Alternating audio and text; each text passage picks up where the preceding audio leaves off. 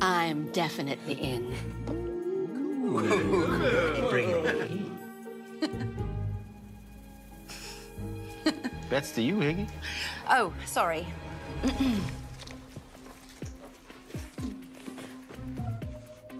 Hey, you guys can't do that.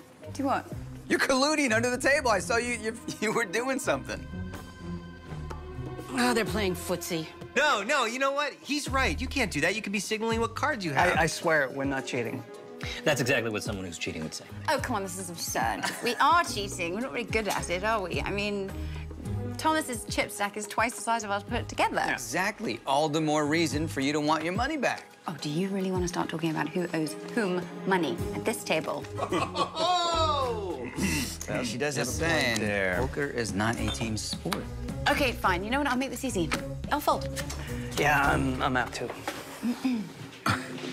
Okay. Here comes the flop.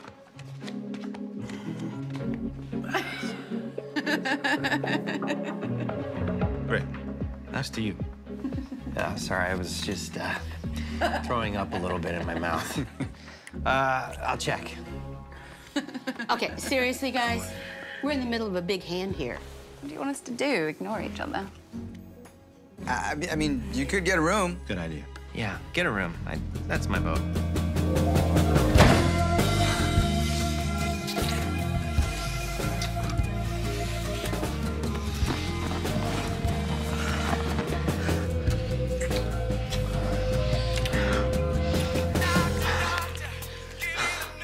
Don't you dare answer that. I don't want to. Juicy balls. I know. Dr. Shaw. Yeah, I'll be right there.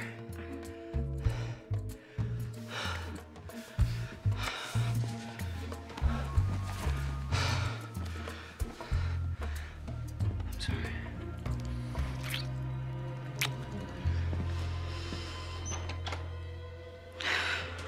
Look who's on fire now! Oh, come on. Oh. I see you, Kumu.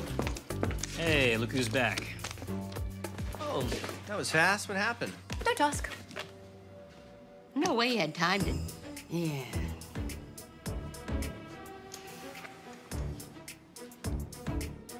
Why are you eyeing our chips like a starving hyena? Can we just shut up and play, please? Kira, would you do? Okay. Watch out, guys. Over 180 credits. I mean, voice acting from American Dad, Lelio and Stitch, the film and the series, King of the Hill, HBO's Happily Ever After. She has reoccurring roles on Crazy Ex-Girlfriend and the CBS sitcom Mom, Just Add Magic, Enlightened, and Magnum PI. This wonderful actress. She is the wonderful, the vibrant, the funny, the real Amy Hill. Hello. Hello. How are you? I'm fine. Oh, thank you so much for being here today. I'm happy to be here with you. I mean, I'm in LA right now. I'm leaving for Hawaii again in a week. Oh, isn't that nice? Yeah, that's why I'm at my sister's. She's in LA. Right. First question that came to my mind was, how do you get your comic timing? How did it happen? You know, I think you either have it or you don't. Mm-hmm. So for me, I started I started being funny in my head when I was young. I was afraid to say any of it out loud because I thought people would think I was weird. So I always thought people and things around me, situations that happened were odd. So I would, in my head, have sort of a comic timing. My mother, who is Japanese, had also a very strong sense of comic timing. So she would be able to, you know, tell a story and then always have like a nice pause before she had the blow off line. Right. I don't think she studied it. I think you just have it. And I don't even know if you know that you are doing that when you're doing it. So I sort of had, I sort of developed it, I guess, as I went along. And then when I was in San Francisco, I was starting working at the Asian American Theater Company. And literally, I started doing improvisational comedy there. And that it came from Del Close, where it was actually, Del Close is like the father of improv in Chicago. Yeah. So, but he wasn't in San Francisco, but people who had studied with him, and they did political agitprop kind of improvisation. Yeah. But they also were not trying to be funny. They were trying to be real, and would find the situation the comedy in the situation and real characters dealing with the situation. So we were always reminded not to try to be funny, which was easy for me because I was terrified of improv. And so a lot of times people would laugh and I would think, why were they laughing? Because I would just be in the background ironing or, opening a door, closing a door, and doing the best job I could and doing those things. And people would laugh. And so in the examination analysis of the laughter, I would find that it was always because I was being an honest actor in the situation. And so they would recognize something in there that reminded them of something, or, there would be a pause, and that pause, how it gets kind of like filled. And then when they're given the opportunity to react, it's an explosion of laughter because they don't know what's going to happen next, Oh, yeah. So those are things you don't plan. You can't make happen. You just have to be authentic and honest in the situation. Most of the time, 80% of the time, I'd be like, why were they laughing? What was funny? I don't know what happened, Yeah. But then you gain, you don't know you're going to be funny, but you know that you need to follow through in that authentic way. And it either is going to die on its feet or it's going to be really amazing. So that's what you learn. And hopefully people will laugh. Right. Now, did you do improv before you did stand-up, or? I never really did stand-up. Yeah. I did it once just a couple of years ago because somebody asked me to. But, stand-up is scary. Yeah. When you're doing improv, you have other people you can depend on. Yeah. And in the early 90s, I was asked to do a solo performance, which was comedy, but I wasn't planning it to be funny. I was just, telling a story, and it was funny. Yeah. But it was also very touching. I wasn't trying to be touching either, but, right. Some of the events in my life were sad.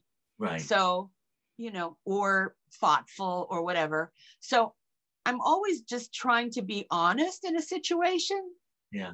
But then people will laugh, and they think I'm, trying to be funny. Well, that's what makes you such an incredible actress, because you come from that real place, and you seem to find the comedy, the humor in the serious moments. Right. And it just happens that way. It just comes out that way because you're using your vessel, so to say, I guess. Yeah, I guess. Yeah. I mean, I did comedy sports for a while. Yeah. Comedy sports, and that is like, you have to be funny. Right. And sometimes I was just tired. Yeah. And so I would react honestly, and the audience would just go crazy. And I thought, well, I'm the only one up here being honest. Are you ready to play? And I'd be like, yeah. I was tired. I wasn't trying to get a laugh, but in reality, it was like, it's 10 o'clock at night. I'm too old for this. Why do we have to be so upbeat? Right. Well, I know. When you were, I researched about San Francisco, and I was thinking, I wonder how long you were there, because I grew up in the Bay Area, and I went to ACT. I did too, for a minute. Oh, well, because ACT was like, they thought improv and Asian American Theater Company was not important. So, you know what I mean? they were like, you can't do that and this. And I was like, well, I'm going to do that then. Good. So Good. there you go. I only did their summer congress, which was, Mhm. you know, it was like 10 weeks of intensive, you know, learning and ballet and this and that. But Well, how old were you?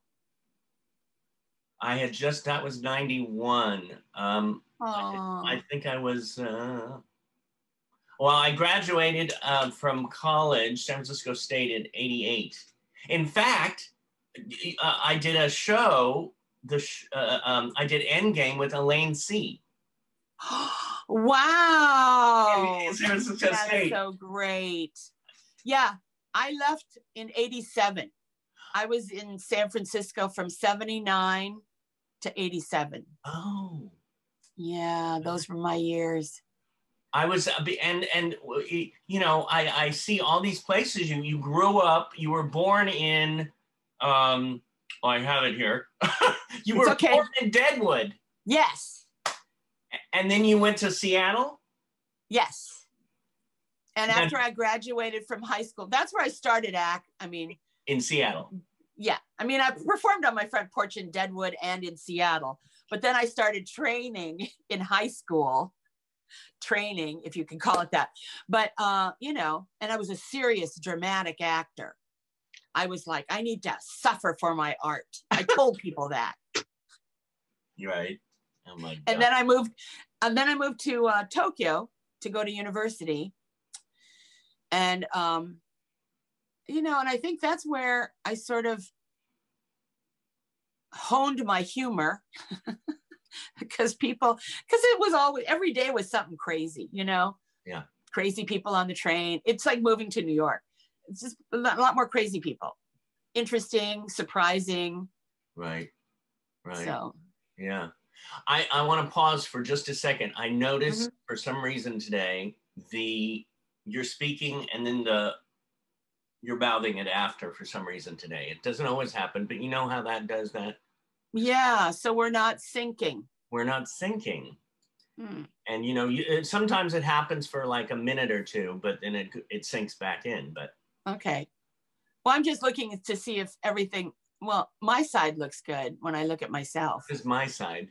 Yours is good too. It's perfect. All right. Well, I don't know. We'll go with it. We'll call the episode in sync. Okay. Tokyo Bound. Tokyo Bound. Oh, and you know what I noticed too? I was like looking at your clip live from Lincoln Center. How amazing was that experience? That was. Fair lady, you think you are fools in hand? Now, sir, I have not you by the hand. Marry, but you shall have. Here's my hand. You are dry, sir. Well, I think so. I'm not such an ass, but I can keep my hand dry. What's your metaphor? Why, a dry wit, sir. No. What's your jest, sweetheart? Nay, think not on it, sir. More of your conversation would infect my brain.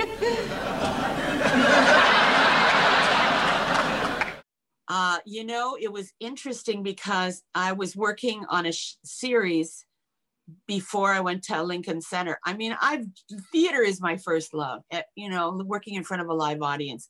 If I could just do multi-camera sitcoms, I'd be fine.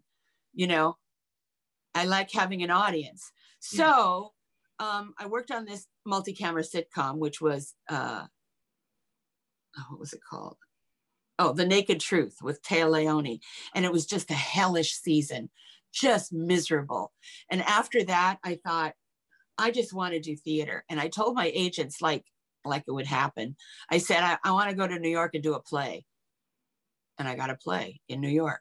I got the most amazing play, Twelfth Night, with Nicholas Heitner directing, who just directed The Madness of King George.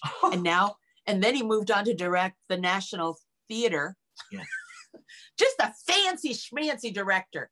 Yeah. And it was so amazing to be able to be in New York with, you know how New York actors are. They all think they're better than everything. So, and I remember they thought I was from the East Coast, and I said, you know, we do theater on the West Coast too. That's right, and in between.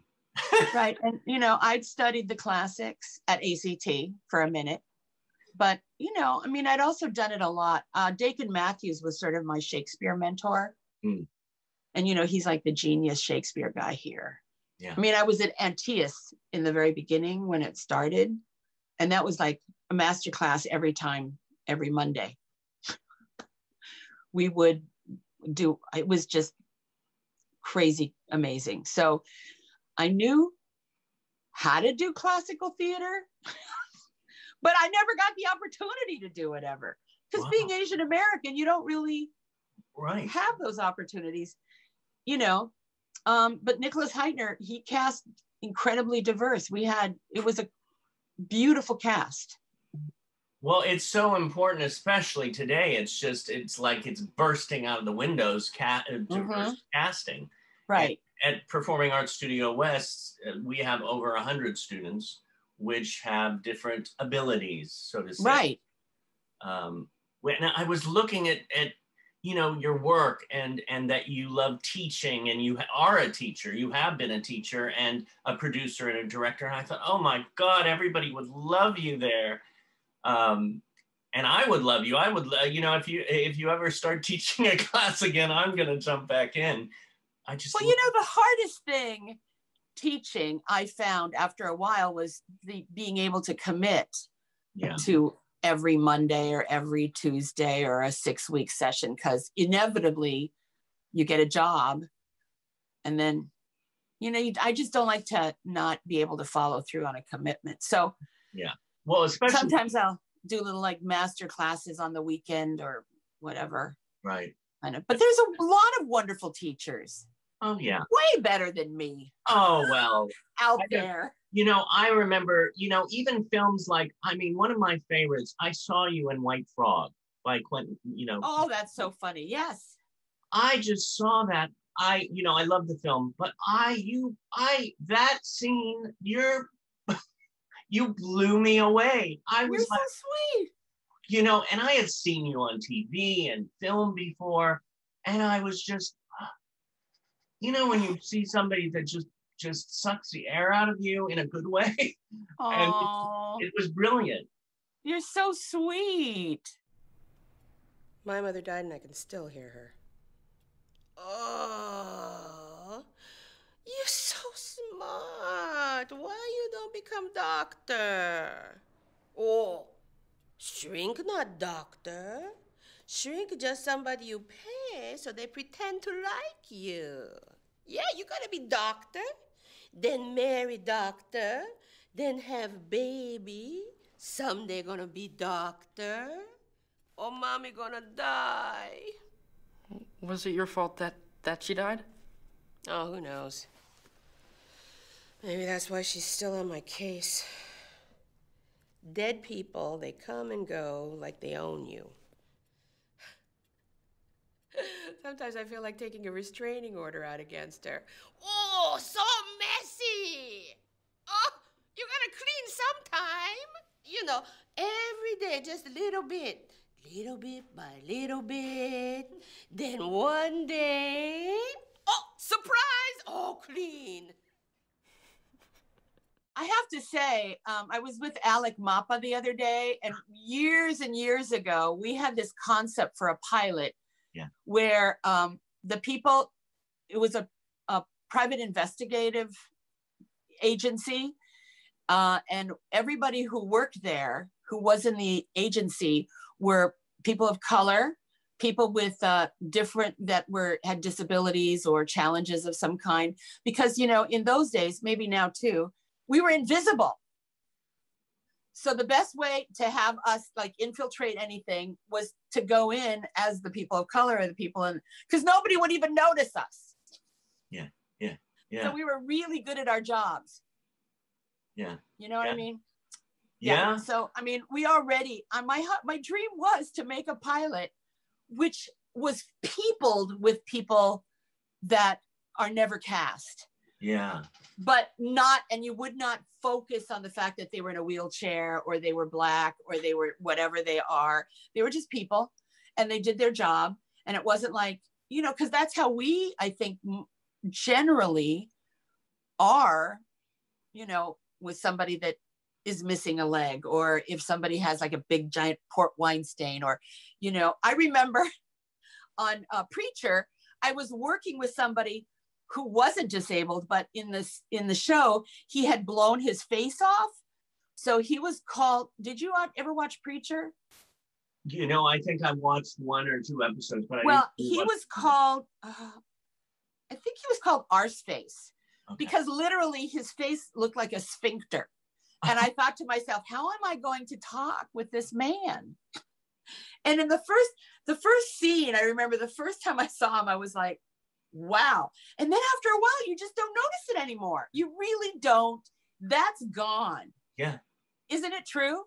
Oh, it's so true. I mean, it's so interesting. And I was so blessed, and I've said this before on different times, but I was so blessed to be in Hollywood or in LA, and my extended family turns out to be this community. And I don't think about, you know, this person in a wheelchair or that person with Down syndrome. I think, well, there's Jamie and there's Toby and there's, you know. Right. I mean, I think you don't not see it. I mean, the first time you meet them, you actually do go like, right. How do I react to this? And then within moments, you're just like, well, whatever. Yeah. You know, it's like my mother, who was, you know, Japanese, weird, had a big, thick accent, which is all I saw. And then she was working in a hospital kitchen, and I remember going to pick her up one day, and everybody in that kitchen was from somewhere else. And it was like this cacophony of thick accents from Eastern Europe, Mexico, I don't know where they were from, but they didn't hear that, they didn't see that. Yeah. They just saw each other as people. And that was the first time I think I realized how superficial those things are, that they aren't really what really describes who you are. Well, and I mean, at this time that we're all going through, it seems to have come to a head again, where people can't see. I don't know. I feel like I'm from another planet sometimes, because I'm all about, hey, we're all family here, and then So yeah. Well, yeah. I mean, the Asian hate stuff. They see the Asian, they don't see the person. Yeah. You know, when a Black kid comes out of stopped by the cops, they don't see a person, they see a Black dangerous man. Yeah. Even if it's like for, you know, nothing. We have to be able to, you don't have to not see it. You're not blind to it, but you have to see that they are, in my mind, if you imagine they're your children, if they are, well, because I'm a mother, but if they are your children, there's no difference between any of them. You would take care of everybody the same way if they're your children. Yeah. So anyway, on our show, Magnum, we do have a guest star who I love. Yes. Christopher, help me. Anyway, and he actually plays a vet in a wheelchair, and he's not a vet, I don't think. He had an accident, hiking or something, rock climbing. But he's an actual guy in a wheelchair. And his first episode, he had to surf. Wait. And he didn't know how to surf. And they said, you're going to learn how to. And they stuck him on a surfboard, and he's out in the ocean. I love it. But, you know, that's what I love. He's a great actor. Yeah. He had an accident a long time ago, but he was an actor before. He's still an actor now. He doesn't have the use of his legs, but, you know, he's amazing. And he doesn't see anything, and neither do we, I don't think, see anything as something he can't do. It's always just like, well, let's see how we can make it work. Yeah. And he's the same way. And that's what I love about Magnum, is that they are trying to. Now, it was so fun because the other day I moved from LA right now to be with the family up north again. Uh-huh. And I'm with my brother and my mother. And I'm constantly working, and my brother's doing his stuff, but he also watches a lot of TV. And I walked in and Magnum was on, and I said, oh, there's Amy. And he said, oh yeah, she's wonderful. And I know her. I know her. I do the same thing all the time. I'm always like, I know him. I know. It's now more and more now. I'm like, whenever, especially coming back to the home base where I grew up, the little, San Mateo area kind of thing. And oh, look, oh yeah. But yeah, I mean, it was so fun to work with you on Big Gay Love, Ringo Lee. I love him. He's I wish I could eat his food every day. Oh, Jesus. I have you eaten any of it? I have. I went to when he used to have his place in Palo Alto, I would go. I know. I mean, I didn't know his mom was a restaurant owner, chef, cook person. Yeah. Yeah.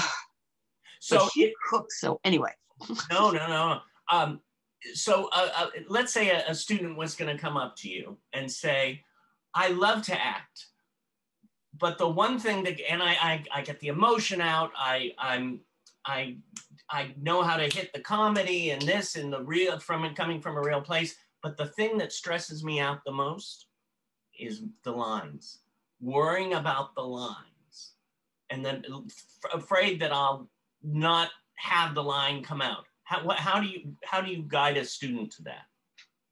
Well, I'm not always great at everything because I will let my nerves get the better of me many times, especially if I think it's something that I really want to do. I really want to do this show.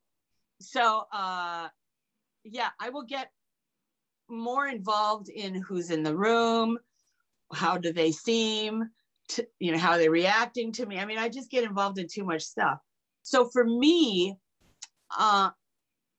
in an audition, I think the best thing for me to do is to try to think of it as just a performance. It's really hard to do that because it's such an artificial environment.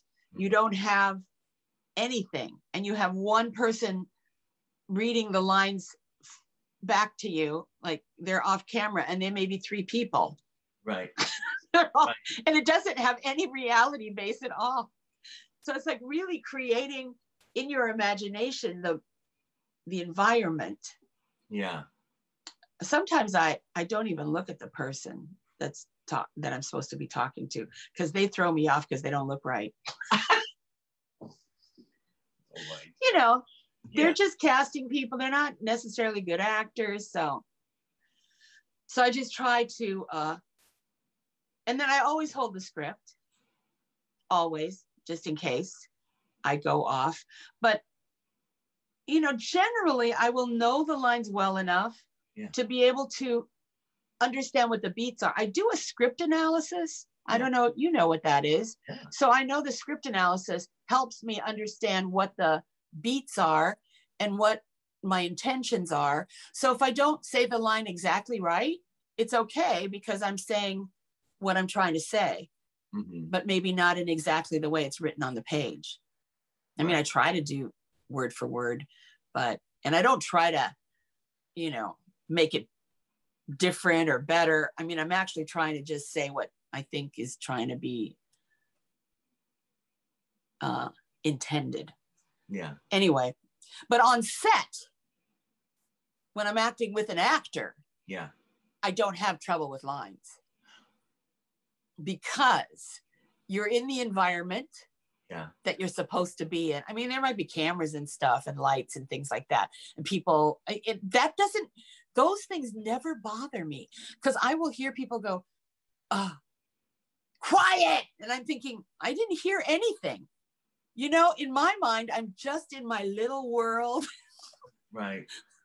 And I don't have a problem with any of it. I'm believing the moment, and I've done my script analysis, and the lines are not lines. They're now thoughts that are coming out of me. And so I don't worry about anything. It all makes sense. Just like, if you get to rehearse a theater piece, they're not lines. You're not actually memorizing lines. You're actually just not memorizing. You're just going from moment to moment to moment in a natural progression. And those words are thoughts that are coming out of you to get to the next moment. Yeah. Yeah. So in a real situation, I'm not memorizing anything. Yeah. But in a bad situation, like an audition, it's harder sometimes to create that same feeling. Well, I know that you said that you love to be in front of an audience and you get that energy, and I also know that you do a lot of voiceover. Yes. How is that? How is your enjoyment of that? You know, I say that animation scripts are oftentimes better than any live action scripts, because I guess they have a lot more freedom to be imaginative, because there's no, they can just draw it, you know, everything's goes. And the people, the writers, the directors, the other cast, they're all incredibly talented, really funny, generous. I love the engineers, even are lovely to be around. So those environments make me so happy. Yeah. That's one of my hate dreams. leaving. One of my dreams is to be, you know, behind that and just character out. It's just having fun with it. Oh. And everybody does. I mean, they're genius. I do my little thing. I'm usually old grandma, Chinese grandma or some kind of thing like that. And so I do my thing, but I look around and I'm like, these people are psychotic. They're so able to flip-flop between distinctly different characters with different voices and different personalities and histories. And I mean, they're fully realized people that they create, and they go boom, boom, boom, boom, boom. And I'm like, wow, they're amazing. And you were talking about grandma, and I was thinking of your show, All American Girl. Yes. Whoa! Oh, I almost put my key in your belly button. Amoni, we were so worried. Thank God you're safe. Grandma, are you okay? Everyone, this is Sammy Young. He gave me a ride home. Oh, well, thank you for bringing my mother back safe and sound. Grandma, I looked all over the mall for you. I found her at the electronics store. She was standing in front of the Great Wall of TVs. I was hypnotized. We'd like to repay you for your kindness. Won't you come to dinner tomorrow night, Mr. Young? Oh, I'm sorry I can't. I have a date. Pick you up at 7. Don't be late.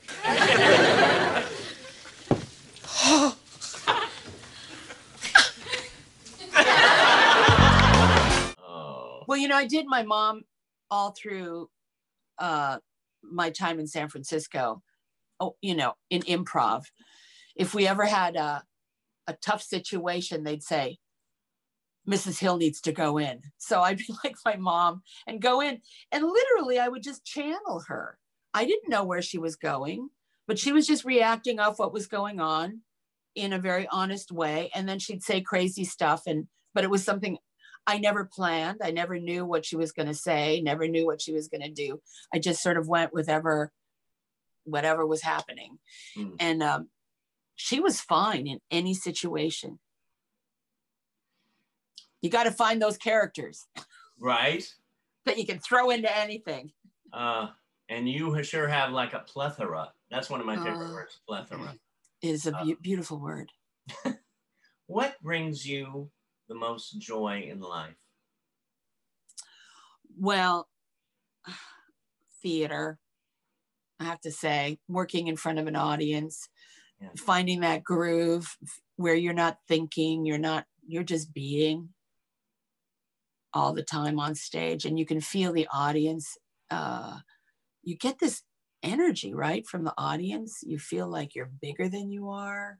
You just feel full on stage, which I never feel like on film or TV, unless it's multi-camera.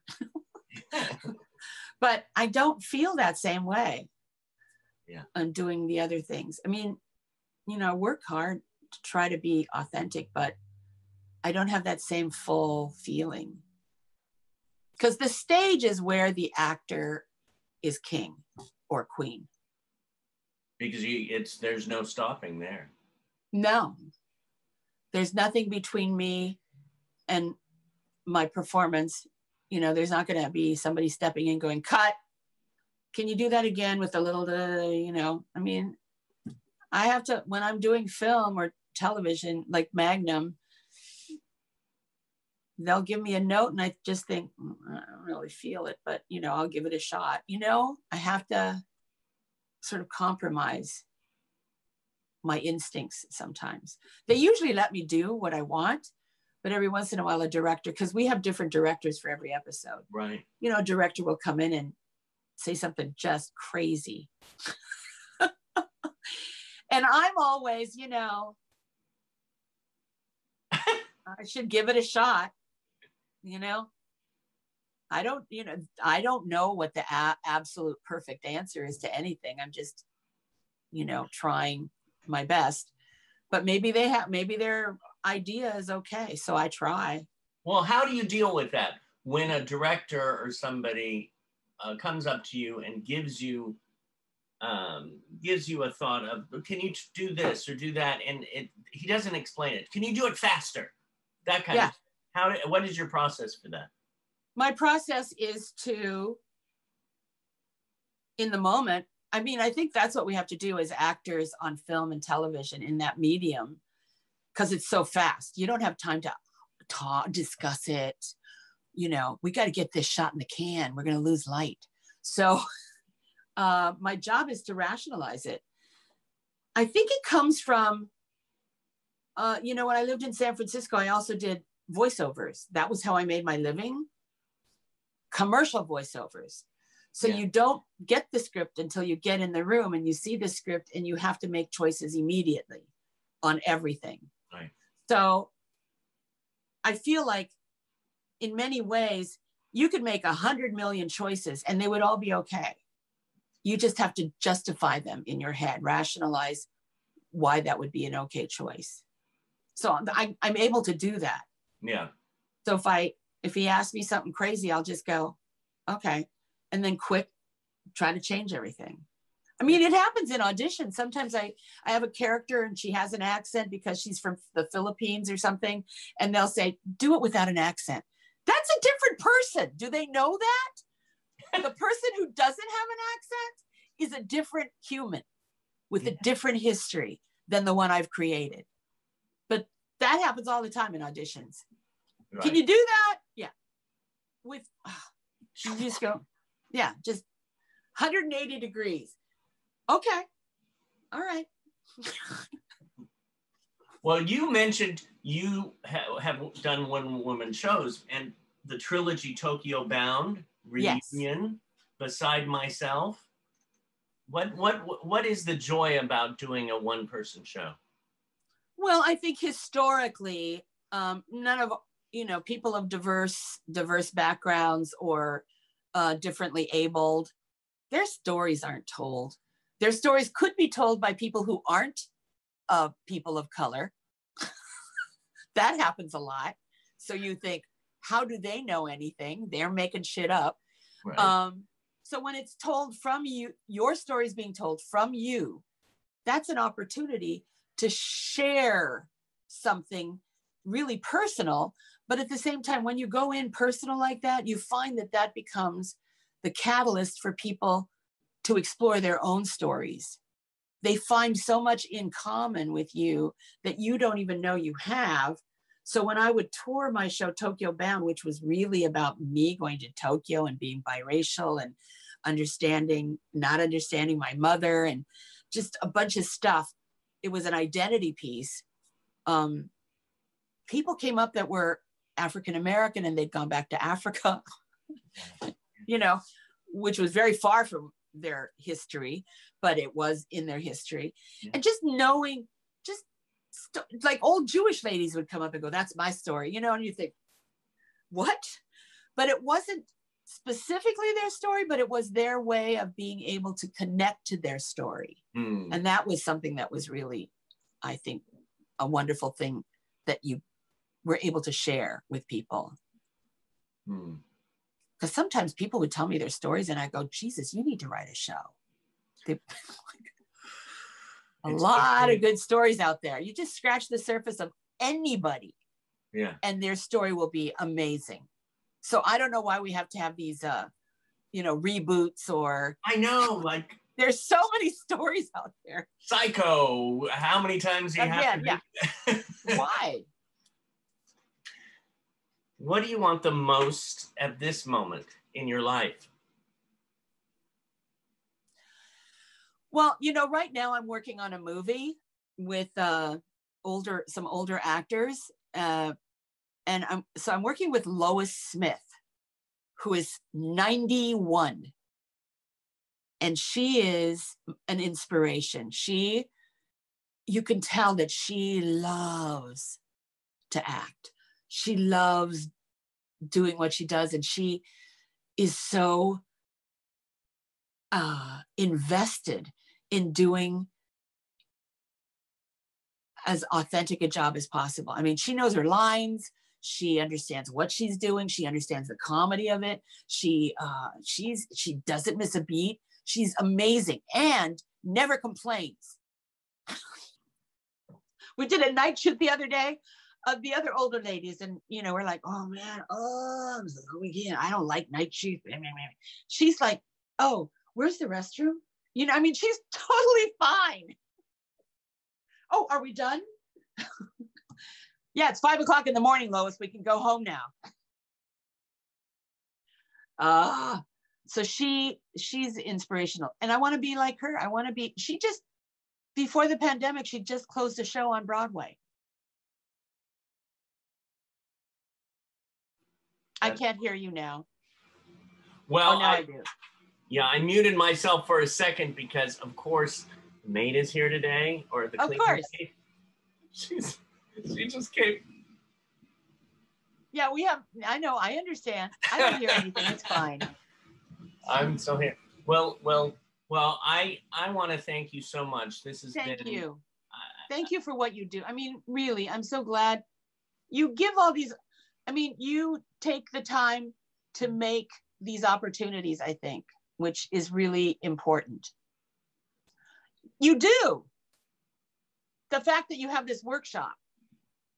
Well, I love people. I love connecting people. I love connecting different places like Joy Travolta's Inclusion Films, and where I'm working now, Performing Arts Studio West. And when I first got to LA, I was waiting tables, doing the acting thing, and I met this wonderful woman, Mary Rings, who opened the door, and there was Born to Act Players, who had over 30 actors who happen to have Down syndrome, and it became a family. Well, that's the thing. When I first moved to LA, I remember CTG used to have these conferences. They had a Chautauquas, which is a new word. I love Chautauqua. That. Yeah, they would have. Hey, everyone, Chautauqua. Do you know what was her name? Valerie, Victoria. Victoria. She had something. I don't know what she had. Some kind of physical thing. But Victoria was the head of it, and it was so remarkable to see dancers and singers and actors, all of different abilities, coming together from across the country to, advocate for their rights as artists. Yeah. Performing artists, and they were brilliant. So they'd have performances all weekend long, and you'd just be like, we need to see this everywhere.